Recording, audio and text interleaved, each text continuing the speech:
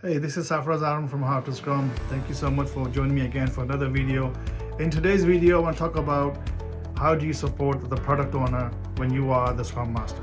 So in this video, I talk about how does the Scrum Master and the product owner work together.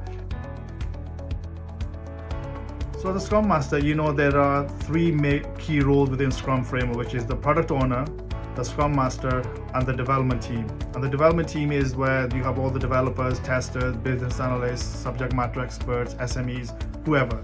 So the two roles outside the development team is the Scrum Master, which is yourself, and the product owner. Now the product owner, as you know, is responsible for prioritizing the product backlog and making sure the team is always dealing with the latest and what's important. At the same time, giving them feedback when they do the sprint review. So it's a critical role and it's a critical job as well, and there's no way you can mix the two together. So a lot of times companies say, oh, can you be a Scrum Master and a product owner? And the answer is no. You can see that organization is not there yet, and you'll have a hard time playing the both roles. Okay, going back to how do you support the product owner?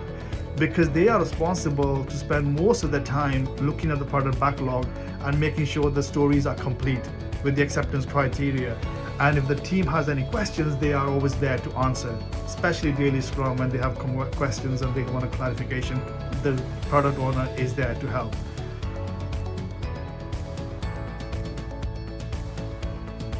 And then at the same time, the product owner is not prioritizing. They really don't have the technical ability. They don't know what's going on. So you're always carrying the product owner.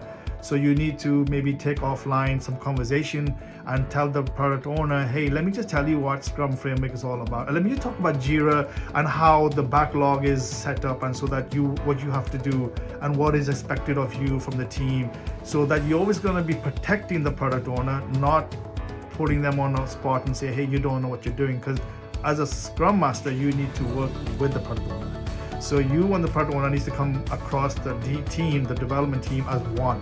And then together you tell the team and both of you to say, hey, this is all about us as a team. So that's the challenge as a Scrum Master, is to make sure that the people consider that they are part of a team. And number two, the product owner is also playing their role by prioritizing, making sure the stories are up to date, and answering any questions and giving feedback at the sprint review when the team does a demo. Now, sometimes the product owner doesn't know how to prioritize, and you can say, look, I have some ideas, but I can use the Moscow technique, the must have, and the should have, could have, won't have. So if you want me to talk about that, I can talk about that in a different video. So I hope this video helps you to understand that it is important to have a product owner on your team. It is important as a Scrum Master to support the product owner, and it is important to educate, coach the product owner if need be.